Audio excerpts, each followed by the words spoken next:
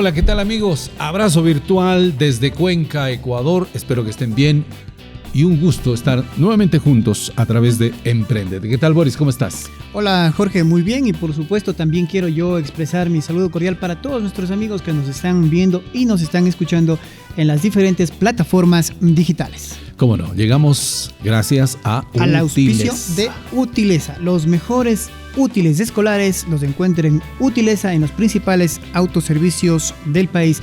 Y por supuesto también gracias a Bareque, agencia de marketing y comunicación. Bueno, y para hoy tenemos un tema súper chévere también, como lo han sido todos los que hemos abordado aquí en los podcasts a través de Unción Televisión. El de hoy también va a ser súper interesante, sobre todo para aquellos que están naciendo con un emprendimiento y que a veces tenemos esos temores que son válidos, obviamente, Boris, cuando estamos arrancando, ¿no? Es parte de cuando uno está con un emprendimiento queriendo arrancar, porque hay mucho en juego, hay mucho en riesgo en realidad, y lo que queremos ahora es precisamente darles esos consejos desde el aspecto legal para minimizar ese miedo. En efecto, tenemos al abogado Andrés Aucay, con quien vamos a dialogar en el transcurso del podcast. ¿Qué tal, Andrés? Un gusto tenerte, bienvenido. Un gusto, Jorge, un gusto saludarle, un gusto, Boris. Para mí, un placer estar aquí, un placer compartir lo que conozco y lo que hago en mi día a día, en mi ejercicio y también en mi vida profesional. Por supuesto, eres joven, ¿no? Sí. Y claro, algunos pueden decir, obviamente, dice, pero ¿y este joven qué experiencia nos puede traer, no? No es necesario y no va por el tema de las edades en este caso, ¿verdad? Sí, 100%. Soy una persona súper joven, tengo 24 años. Sin embargo, llevo en esto de ser mi propio jefe, como sería en redes sociales, de este tema de emprender, de tener mi propio negocio.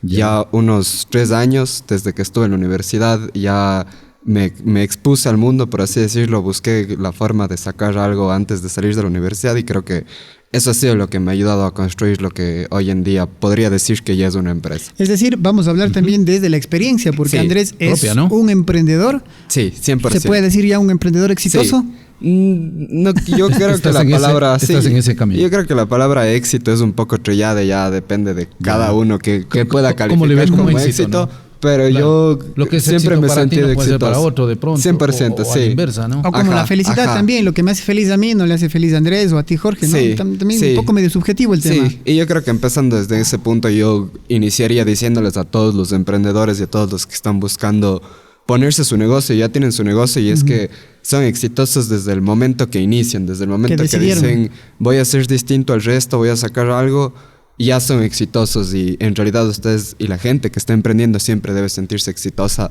desde el momento que inicies. Es una mentalidad casi. Andrés, llegaste a un momento en que dijiste hasta aquí me trajo el río. Sí. Durante este tiempo dijiste mejor me dedico a otra cosa. Como suelen decir, cierro el boliche y a otra cosa. Sí, yo creo que las ganas de cerrar el kiosco o de dejar las cosas atrás, ¿no? es un sentimiento de todos los días. Eso es algo, creo que las personas aprenden a lidiar con la incertidumbre y con la inseguridad de las cosas prácticamente en todas las etapas de un negocio, en todas las etapas hasta que hay por lo menos unos 10 empleados fijos con sueldo fijo, es cuando alguien puede empezar a decir, ya empiezo a delegar un poco, ¿no? Pero siempre el miedo está ahí. Yo creo que no todos los días se siente que el esfuerzo es retribuido en alguna recompensa y por eso más bien, como les digo, uno tiene que sentirse exitoso desde ya, o sea, no por el hecho de tener resultados, sino por sentir que está haciendo algo Pero diferente. sí puede dar un poquito de miedo el hecho de tener una nómina ya de 10 personas, de 5 personas, saber que el negocio vaya bien o vaya mal, ellos al fin de mes cobran su sueldo, hay que pagar el seguro social, hay que pagar impuestos, debe dar un poco de miedo y de hecho creo que la mayoría de emprendedores pasamos por eso. Sí, y yo creo que el miedo más grande del emprendedor en realidad se empieza a notar cuando empieza a crecer. Cuando iniciamos todo es mucho más sencillo, en realidad tenemos que hacer un envío, podría decir justo con estos cafés, o sea, hago un envío, vendo un par de cosas, chateo con un par de personas a través de mi Instagram o redes sociales, pero cuando el negocio empieza a escalar, es ahí cuando empiezan a haber miedos mucho más fuertes. Ya empezamos a pensar, puede ser que me demanden por esto, puede ser que no tenía esto en regla. Entonces, normalmente los miedos de las personas empiezan a desarrollarse ya en una etapa en la que el negocio ya inició y ya se está desarrollando. Normalmente yo considero que la primera etapa es la etapa del miedo de lanzarse.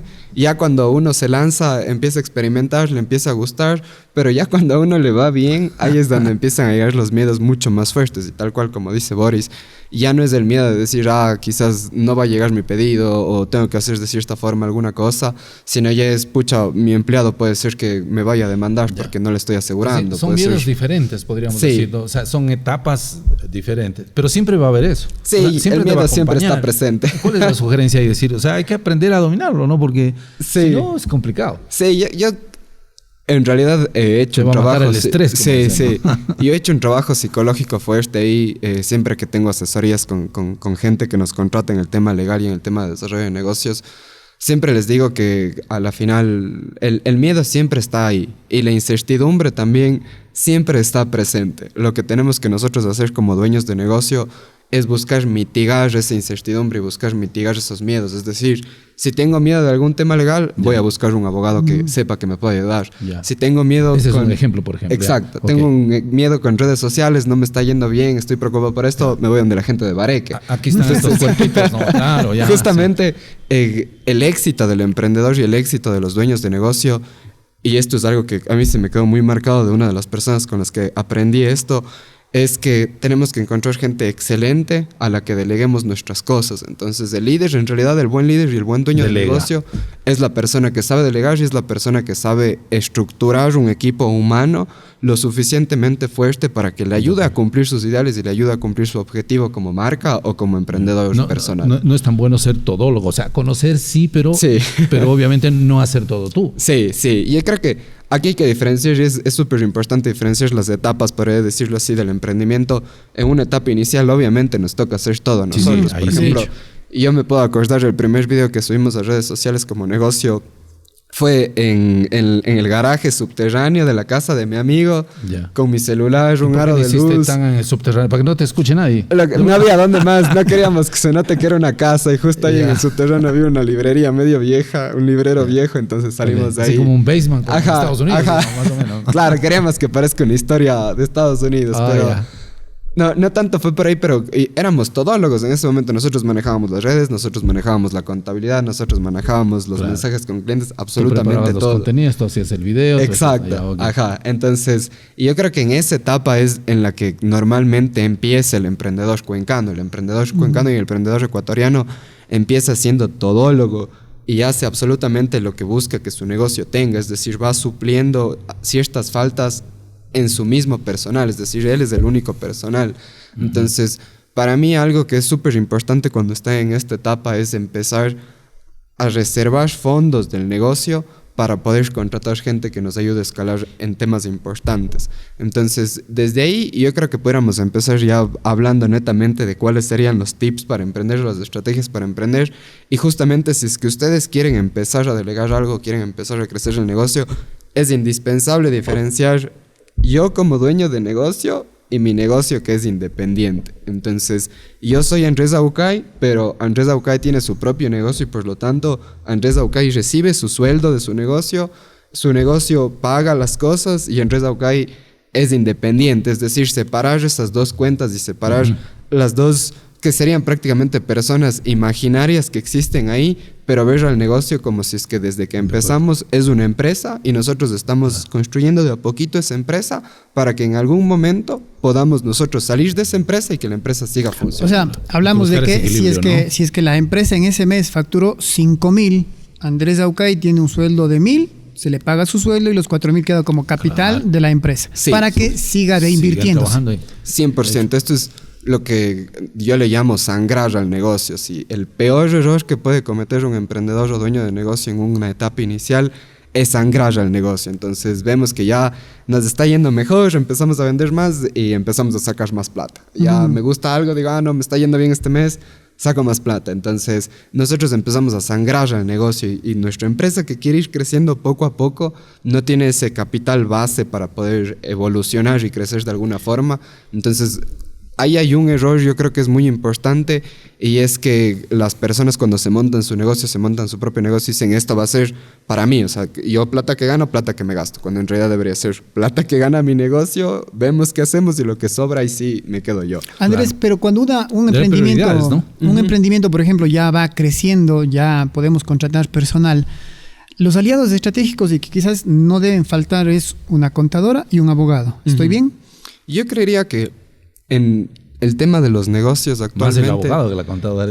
Yo diría que hay dos personas que son específicas, así, Que no pueden faltar. Y yo lo especificaría directamente. La primera persona y la más importante es encontrar a alguien de marketing y publicidad. O sea, para mí, los negocios que no saben vender, o los negocios que no han podido aprender cuáles son sus canales de venta o cómo van a llegar a su público, están destinados a fracasar. Yo puedo poner hate ahí porque... Sí, claro.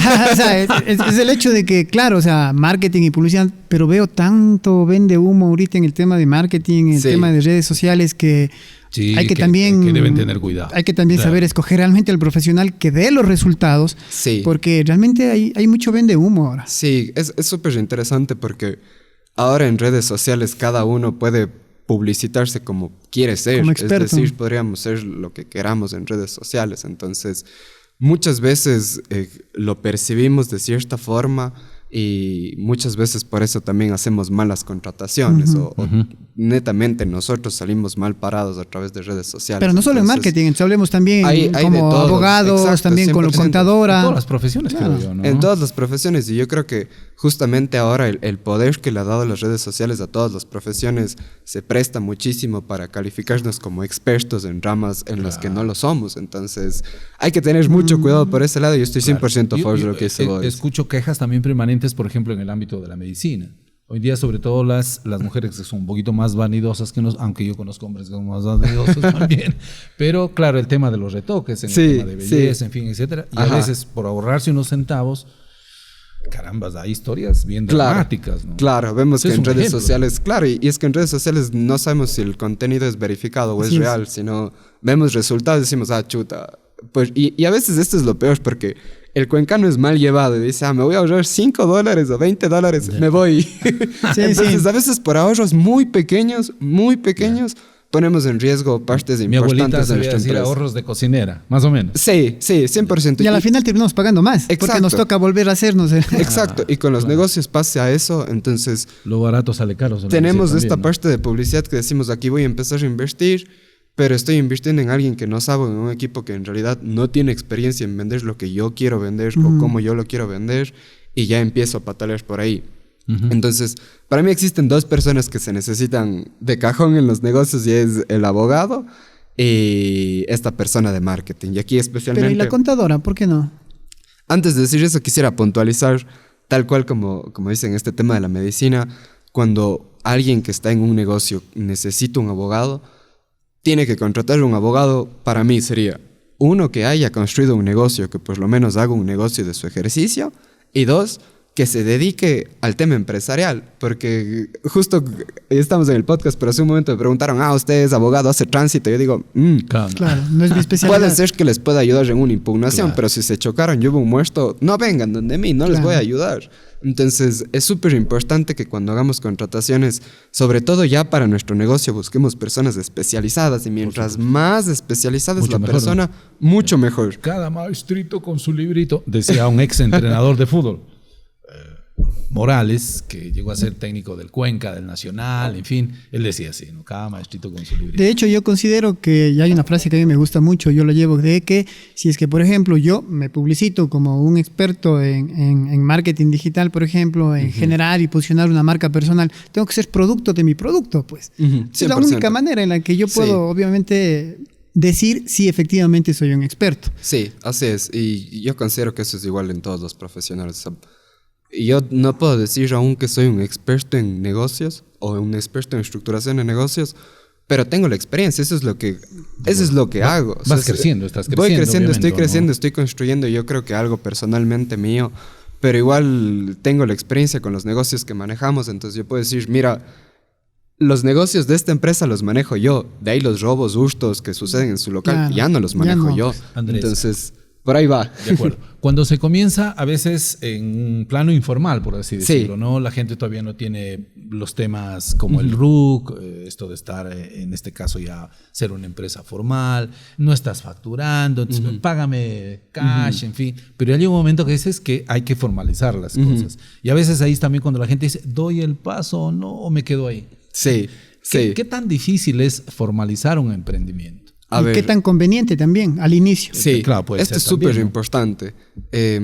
Aquí yo daría un preámbulo y diría que la gente no formaliza, uno, porque no sabe, que creo que es el 50%, Ya. y dos, porque los impuestos nos comen. Entonces hay un miedo ya instaurado dentro del país de que los impuestos son altos para la gente que hace negocios y sobre todo ya poder hacer un cálculo de impuestos justamente con su contadora, con su contador, significaría poner un gasto más a su negocio. Entonces empiezan a decir, prefiero gastar $60 en publicidad en Facebook antes que gastar $60 en mi contador. Entonces me sale mucho más beneficioso. Entonces vamos viendo prioridades tal cual como empezábamos con eso.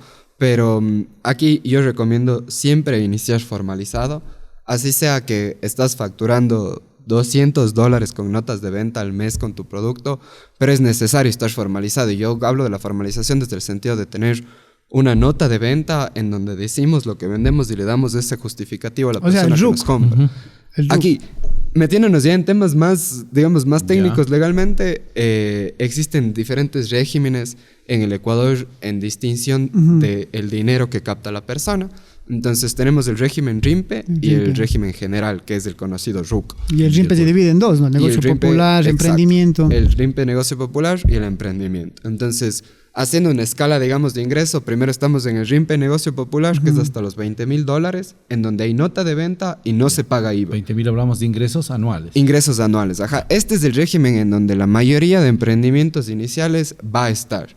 Entonces, lo bueno de esto es que solo dan una nota de venta que puede ser física o electrónica, pero que no cobra IVA. Es decir, ese IVA ya no lo tenemos que calcular en los costos y tampoco lo tenemos que asumir en alguna declaración de impuesto. Lo bueno de esto es que tener ya esta nota de venta que decimos que vendemos cierta cantidad de cosas, al emprendedor le ayuda de muchísimas maneras. Se va al banco y le van a decir, pucha, si recibe $500 al mes le podría prestar, no sé, cierta cantidad porque sé que genera esto. Si es que voy a buscar auspicios, les puedo decir, mira, aquí está mi talonario de ventas. O sea, sí me estoy moviendo. O sea, hay muchísimas cosas que la formalidad les puede dar ventaja a los emprendedores. Entonces yo siempre les recomiendo, así estés vendiendo, pucha, $100 al mes, tu emprendimiento es súper pequeño, pero formalízalo. O sea, ten una razón en el SRI de que existes y de que estás comercializando. Pero cuando hablamos... La sugerencia sería el RIMPE, ¿no? Hay las sugerencias de iniciar siempre con RIMPE negocio popular cuando no hagamos actividades profesionales. Y ya cuando son profesiones... Yo quiero entender que cuando decimos formalizamos, es decir, sacamos el RUC, o entendemos que allí ya está formalizada la empresa, pero ¿cuándo entonces yo debería, por ejemplo, convertirme en una SAS? Perfecto. A ver, este es un tema que yo lo cogería con pinzas. No tenemos esto yo lo digo porque yo personalmente y públicamente digo, durante la pandemia yo publicité mucho el tema de constituir compañías. Yo decía, constituyan su compañía, tienen su negocio, están iniciando con sus amigos, constituyan su compañía. Como que la forma más segura de hacer un negocio es constituyendo tu compañía. Sí, es la forma, 100% es la forma más segura, la forma más formal y la manera en la que van a estar registrados en la superintendencia y todos van a saber que tienen alguna existencia comercial. Sin embargo, formalizar anticipadamente el negocio puede significar la quiebra del negocio. Y yo lo digo en base a la experiencia. He tenido algunos algunos colaboradores de emprendedores que han constituido su compañía, no les ha servido y han tenido que cerrar, han quebrado prácticamente la compañía. E igual personas que se han puesto en regímenes diferentes a los que debían estar en el SRI y el tema de impuestos les come. Entonces, es muy importante asesorarnos desde un inicio, saber en qué fase de mi negocio estoy por el tema de ingresos y en base en esos ingresos, qué debería hacer en el SRI, que es, digamos, la principal obligación. ¿Cuándo debería un emprendedor ya pensar y formalizar en una SAS, por ejemplo? Un emprendedor debe empezar a pensar así en una SAS recién, y yo diría que cuando tenga ingresos sobre los $3,000. Factura mensual sobre los $3,000. Sí, aquí yo siempre que tengo consultas sobre este tema con clientes les digo que hay 3 razones por las que pueden constituir una SAS. Una, porque están pagando demasiados impuestos. 2, porque tienen un negocio que es muy riesgoso. Y 3, porque hay un negocio en donde están envueltas más personas. Entonces vamos con la primera, que es el pago de muchos impuestos. Con una sociedad, sea una SAS, una limitada o una anónima, el pago del impuesto a la renta tiene un límite del 25%, mientras que como persona natural tenemos un límite del 35%. Entonces les bajamos estos 10 puntos porcentuales al impuesto a la renta solo constituyendo una compañía. Pero para que exista este impuesto a la renta del 35% o del 26%, digamos, en donde ya nos beneficiaríamos de una compañía, tiene que haber una utilidad de aproximadamente $20,000 en un negocio. Entonces, hay que establecer diciendo, pucha, estoy quedándome con una utilidad de $20,000 o más. La utilidad, no la facturación, la utilidad. Utilidad anual, ajá. Utilidad. Y de esa utilidad anual yo no quiero pagar tanto impuesto y por lo tanto me constituye una compañía, bien. Pero si digo, me voy a constituir una compañía porque al final SAS suena más formal, o la gente va a decir, tengo una compañía, no va a ser bueno, porque puede ser que tengas una utilidad al final de año de $1,000. Bueno, la idea no es construir, como dicen, compañías de papel, ¿no? Exacto. Y luego constituyes esa compañía, pero el impuesto del 25% es fijo. Entonces, de esos hay que pagar sí o sí, o sea, se facture, se venda, no se venda, hay que pagar. Se recibe, esa plata se va a ir de mi bolsillo. E igual con una compañía estoy obligado a llevar contabilidad, es decir, independientemente si esté facturando en cero, tengo que pagarle el mes a mi contadora para que me declare en cero. Bueno, ¿qué sugieres entonces ahí para quienes están iniciando y de pronto dicen, quiero participar, no sé, de un proceso público, de pronto para aspirar a tener algo o venderle un servicio X a Julano, a Sultana, institución, etcétera, etcétera, o a nivel privado? Cuando estamos hablando allá de requerimientos que son en estos planos, en donde un requerimiento específico es que sea una compañía, bien, tiene que hacerse la compañía porque no hay otra opción. Ya. Pero si es que no tenemos los ingresos que justifiquen, digamos, estos beneficios tributarios o estas obligaciones contables que vamos a tener, constituir una compañía, como usted dice, de papel, es ponernos la soga al cuello. Y esto yo lo digo porque... Y yo también cometí este error cuando yo inicié mi emprendimiento. ¿Lo probaste? Teníamos una compañía reciclada de un emprendimiento anterior. Cogimos y dijimos, ya, sigamos usando. Aún no estábamos facturando tanto, pero ya teníamos que pagarle a la contadora. Claro. Y luego a fin de año nos quedaba un poquito de utilidad, pero la utilidad se vio en el impuesto. Se fue todo ahí. Era como que, creo que no hicimos muy bien. Entonces, uno se va dando cuenta de estas cosas en la práctica y normalmente los abogados que no han construido negocios se dan de esto cuenta también en la práctica. Ya cuando llega el cliente les dice, oye, estoy pagando más. Entonces, pero te decía eso, Andrés, entonces, ¿qué sugerir ahí a la persona? La sugerencia y cuando yo principalmente se va a iniciar un negocio, como le decía a Boris, RIMPE Negocio Popular, dar una nota de venta hasta los $20,000 al año. Si es que ya están pasados los $20,000 al año, felicitaciones, ya están ahora en el RIMPE Emprendedor. Ahí sí tienen que ya calcular nuevamente sus costos por el tema del IVA y el tema de las declaraciones semestrales que van a hacer, pero ya habría que hacer esta facturación electrónica, ya con un RIMPE Emprendedor, que ya es hasta los $300,000.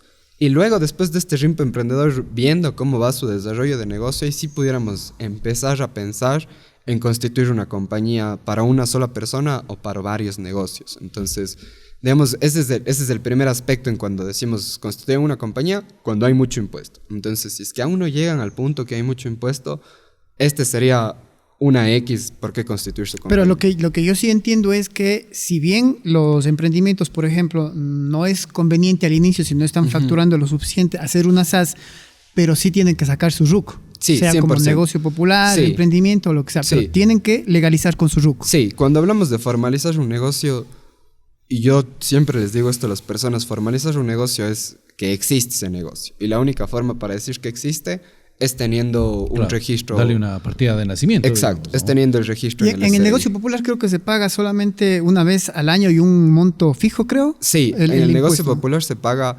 $60 al año. Ajá, es un impuesto fijo que es prácticamente el impuesto a la renta del negocio popular, que es $60 anuales. Que ya es accesible para un emprendimiento. Claro, y o sea, es un impuesto muy bajo en realidad. Es un impuesto que está justamente diseñado para estos pequeños emprendedores. Pero hay veces justamente, y la idea del programa es eso, ¿no? Hay gente y emprendedores que no saben. Exacto. Entonces, obviamente, no se arriesgan y a lo mejor pueden perder negocios solamente por no tener su RUC. Exacto. A veces hay muchas personas, por ejemplo, yo soy una de las personas que si veo que no dan factura en un lugar, no voy.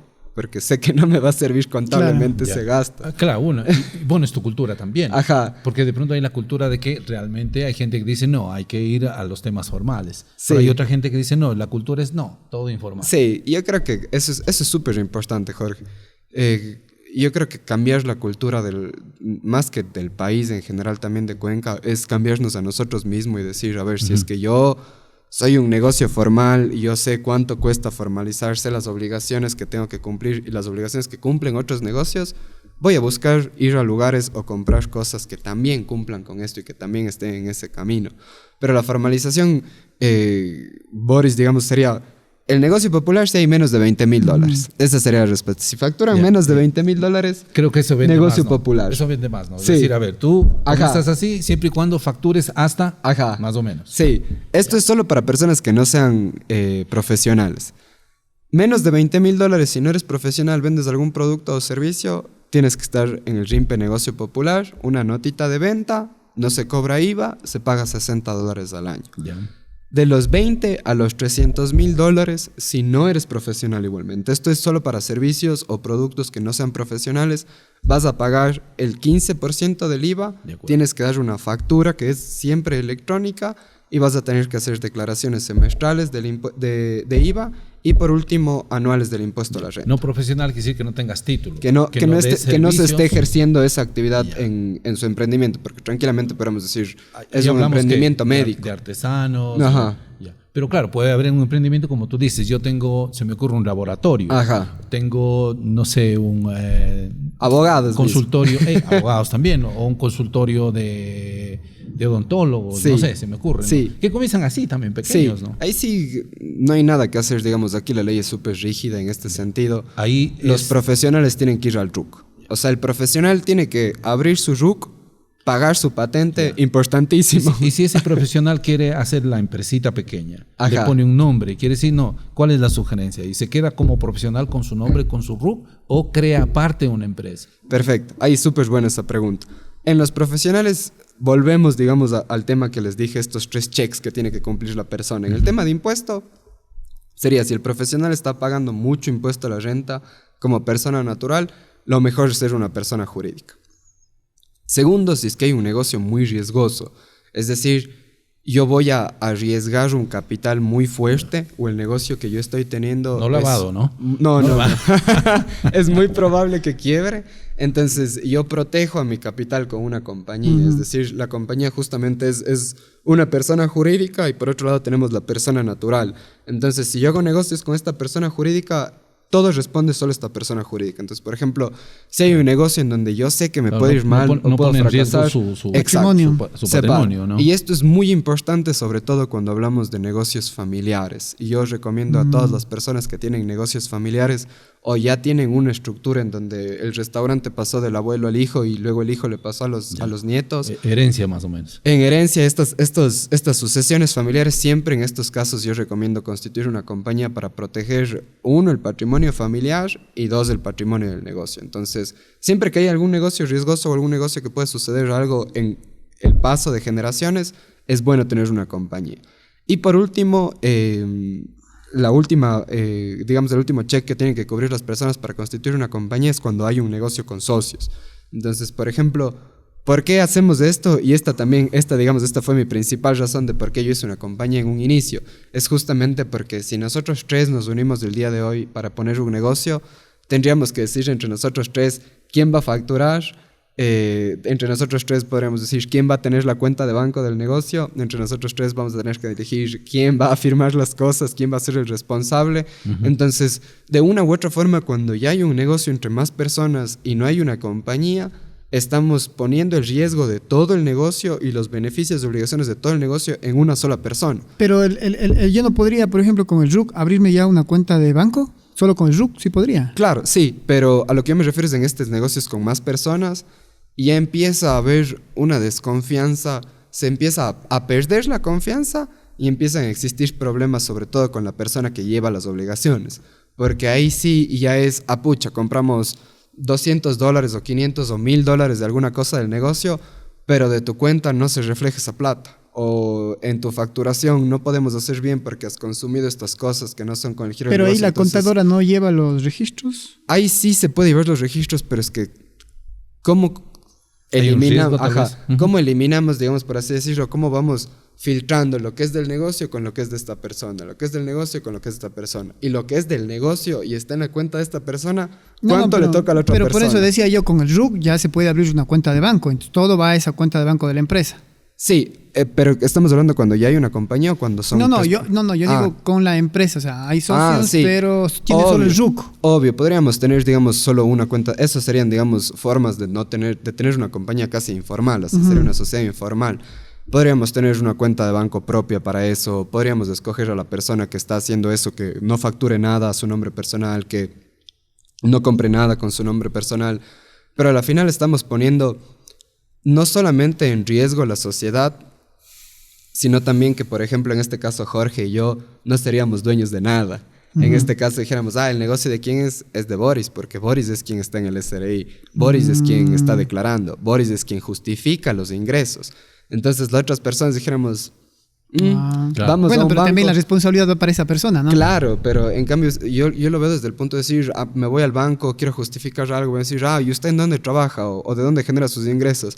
Sabe que tengo un negocio con el RUC de él, o sea, yo genero bastante, pero está en el RUC de él. Claro, pero te van a decir... No es suyo, exacto. Entonces, cuando ya hay esta conjugación de más personas, yo siempre recomiendo hacer una SAS para proteger, digamos, esta inversión de todos y que todos sepan exactamente qué tanto son dueños del negocio. No se vuelve un círculo vicioso ahí. Claro que tú dices, les recomiendo al final una SAS, pero la SAS, porque no tengo la facturación que amerita crear una SAS. Entonces, ¿qué alternativa le damos ahí? Cuando son negocios pequeños entre algunas personas, ahí sí también es una dicotomía en realidad y tal cual como usted dice, pero yo recomendaría que al principio, si es que el negocio no factura más de unos $2,000, $3,000, es necesario tener por lo menos contratos entre nosotros o contratos entre las personas que están haciendo el negocio que ya especifique cómo es la relación. Entonces, decir, por ejemplo, yo, Andrés Aucay, declaro que los ingresos que están ahora en mi cuenta van a estar divididos en tal cosa. O sea, yo acepto que el inventario que estoy comprando a mi nombre personal de X cosas también será dividido en una sociedad informal o en una sociedad de hecho que yo tengo con estas personas. Entonces, es importante ya ir teniendo registros y sobre todo tratando de formalizar en papel las cosas que luego ya se podrían formalizar legalmente, es decir, qué compramos, cómo lo compramos, tratamos de dividir ciertas cosas, hacemos acuerdos entre nosotros. Es muy importante aquí también, aquí es en donde entra la tecnología en realidad, tener sistemas de ERP, sistemas de CRM, gestores de tareas compartidos entre todos, para que todos puedan saber, esto está sucediendo, esto se está yendo así. No tenemos una sociedad formal, no somos una compañía, pero por lo menos yo, Andrés, yo, Jorge, puedo saber lo que está pasando en la compañía que tenemos con Boris y lo que está pasando en las cuentas bancarias que son de nombre de Boris. Pero bueno, todo eso involucra gasto también. El CRM es un gasto todavía mensual. Sí, en realidad hay muchas cosas en las que siempre se van a tener que gastar, pero nuevamente vamos aquí a tener prioridades, así como que en qué prefiero gastar este mes o en qué voy a gastar este presupuesto que yo tengo. Entonces, ahí ya depende mucho de cómo esté evolucionando el negocio y cómo quieran hacerlo evolucionar, pero yo siempre recomiendo este tema del marketing fijo, el abogado fijo y por último gestores tecnológicos fijos, es decir, cosas tecnológicas que nos permitan desarrollar. La idea no ha sido abrumarles con ese tema, decirles, como que se ve la cosa pesada, mejor lo dejo ahí. Y no caminemos, me evito problemas, malos ratos, etcétera, etcétera. O sea, hay que tomar decisiones. Sí, yo creo que y hay que caminar, porque en este caso ya se nos está acabando el tiempo, Andrés, entonces de pronto para ir concluyendo también y sacando a limpio algunas cosas interesantes como para refrescarle a la gente lo que hemos hablado durante este tiempo. ¿Te parece? Perfecto. Para cerrar lo que usted mismo dice, yo podría decir que uno tiene que hacer un examen de conciencia previo antes de emprender y en realidad decir, mi personalidad me presta para ser emprendedor. Si es que no vendo durante un mes entero y se me está cayendo el mundo y estoy completamente estresado, ¿voy a aguantar? Como que yo voy a poder hacer eso. Si es que digo, sí, me lanzo, voy. Pero si es que en mi vida cotidiana me he dado cuenta que no puedo manejar ese estrés, no soy bueno manejando la incertidumbre, ponerme un emprendimiento o tratar de emprender prácticamente sería decirme a mí mismo como que me voy a sacar el aire, me voy a hacer daño yo mismo. La necesidad es lo que les obliga, ¿no? Sí, eso también 100%. Esto yo lo puedo decir desde el privilegio, yo lo digo así, pero si es que la necesidad amerita que uno emprenda, tiene que hacerlo siempre con la convicción de que van a haber momentos en los que son súper malos. Y tiene que ser muy resiliente. Y también. tiene que ser resiliente, constante y no perder de vista sobre todo el objetivo con el que inició las cosas. Que mucha gente, y aquí yo voy a variar, mucha gente dice, no inicien porque quieren conseguir dinero, tienen que tener una meta más grande, tienen que tener un propósito más grande. Y yo puedo decir, sí, es verdad. Pero si tú metes a hacer dinero, tú metes a hacerte millonario y tu meta es generar un capital muy grande, dale. No es una meta mala. Ser un capitalista y tener la mentalidad de querer crecer económicamente no está mal. Y a propósito, Andrés, antes ya de finalizar, ¿cómo le ha ayudado las redes sociales para su emprendimiento? Bien, a mí, yo todo mi negocio, todo lo que hemos hecho, lo hemos hecho desde redes sociales. Toda nuestra publicidad siempre ha sido por Instagram, TikTok, un poco de Facebook. Pero hemos levantado un negocio de 2 estudiantes de Derecho de 7º ciclo que grabaron este video en un garaje hasta tener una oficina jurídica y contable con un equipo de 8 personas en la Cámara de Industrias que manejamos empresas que facturan millones al mes gracias a redes sociales, gracias a TikTok e Instagram. Y aquí demuestra que sí hay cómo. Hay cómo y es posible. Y esto yo lo hago, puntualizando a los emprendedores, porque cuando yo empecé y cuando yo me iba a clases y cuando me iba a lugares me decían, llega el TikTok, y vos no molestes, vos andas un video. Y ahora es así como que yo sí voy a hacer un video. Como que le decían el abogado influencer. Tal cual. Y habían muchos profesores que nos molestaban, o sea, que nos veían en clase y decían, ahí están estos que están haciendo videos. Los guambras. Y ahora nos vemos, llegamos a reuniones y saben que yo estoy ahí o que estamos ahí por esos videos que subíamos. Y es interesante ver desde las dos perspectivas, decir, sí funcionó. Claro. De una u otra forma mostramos que sí funcionó y las redes sociales funcionan. Enhorabuena, TikTok, Andrés. Como Andrés Aucay, ¿no? En TikTok. Sí, en Andrés Aucay, en Instagram, en TikTok. Voy a ver la cámara. Enhorabuena, Andrés, ¿no? Y que el éxito continúe. De Muchas eso se gracias. trata, de seguir sumando, a pesar de las dificultades que siempre, pues yo lo suelo decir, están a la vuelta de la esquina ahí, como quien están agazapadas, esperándonos que pasemos. Y claro, te agarran y dices, y ahora, como decía algún ex candidato a la presidencia, y ahora llegó a ser presidente, ¿no? Así que, pues hay que tomar decisiones, ¿no? Sí. Y dar el paso. Sí, ¿verdad? Sí, tener uno bueno de marketing y un buen abogado. Muy bien, gracias. Nos quedamos con eso. Gracias por aquello. Muy bien, Andrés, una vez más éxitos. Bueno, pero yo quiero despedirme, Jorge, haciéndole entrega del kit de nuestro auspiciante Útiles a los Mejores. Útiles escolares, ustedes lo encuentran en Útiles en los principales autoservicios del país para que puedan notar. Wow, justo necesitaba. Sí, mira. Justo llegué y dije, justo se necesitaba.